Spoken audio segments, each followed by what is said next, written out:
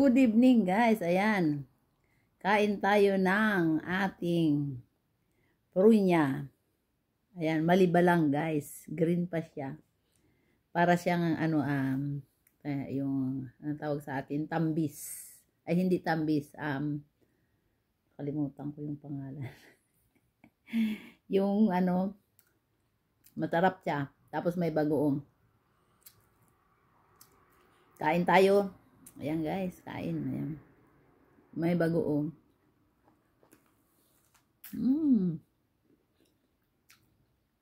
Masim-masim. Ayan. May bagoong guys. Dami no. Kain kayo. Kain tayo. Prutas to. Prunya. Sa namin to sa aming farm. Namitas ang aking hobby. Tapos sabi sa akin, gusto mo may hinog, yun ang kainin mo kasi yung malibalang, medyo maasim-asim pa yun. Naisipan ko may bagoong pala akong binili. Kaya ang ginawa ko parang mangga siya, yung balimbing pala, yung balimbing sa atin sa Bicol, balimbing. Sa Samar din balimbing din yata. Diba ganito maasim yun. Lagyan mo ng asin. Ako naman ito, lagyan ko siya ng bagoong. Masarap siya.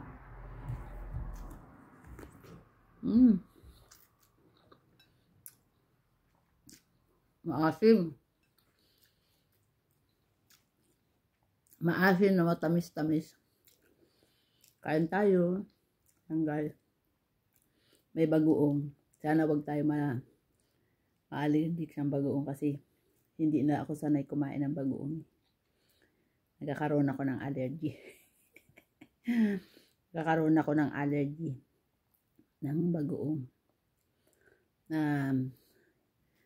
Medyo mangangati-ngati ang kutis ba. Pero may panlaban tayo. Ito guys, ayan may bagoong siya. Masarap.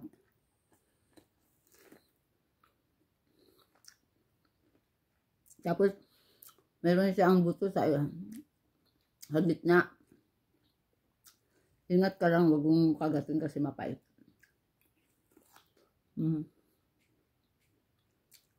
Bagoong maasim. Maasim-asim. Matamis na maasim-asim.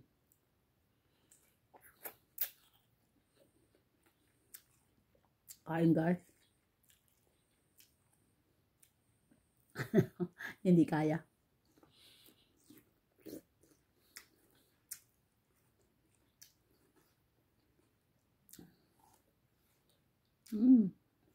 Asim.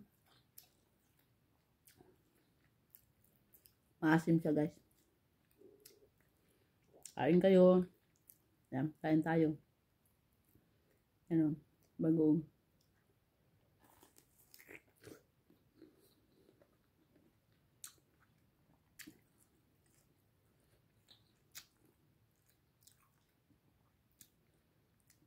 Tawag dito ay prunya.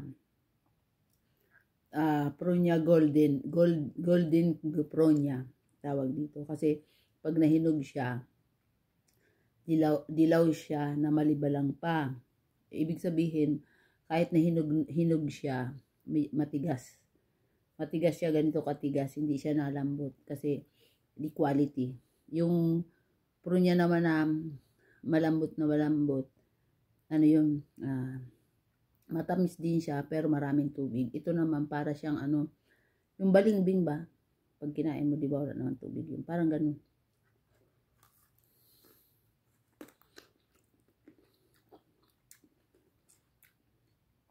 Sa farm namin to, sabi ng asawa ko, ang hobby ko marami pa daw. Kasi isang puno to. Yung dati, ang dami nito, 2 puno to. Yung isa nawala na. Namatay na. Kasi pag pinutol mo pala ng pinutol taon-taon, nagtatampo ang mga puno. Kaya itong taon na to, hindi pinutol ng tiyuhin ng asawa ko.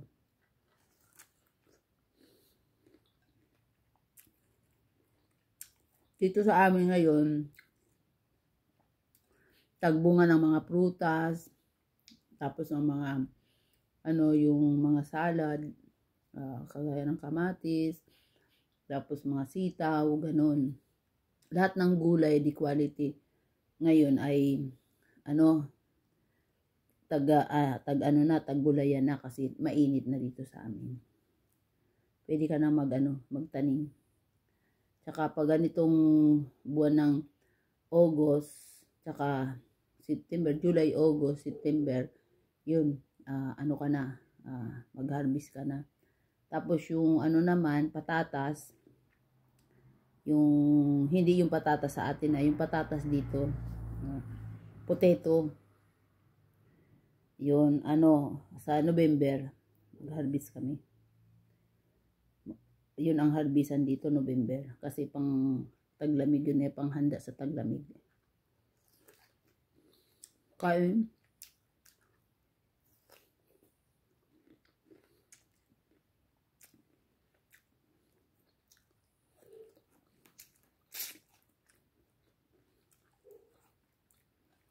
Ayan madami pa.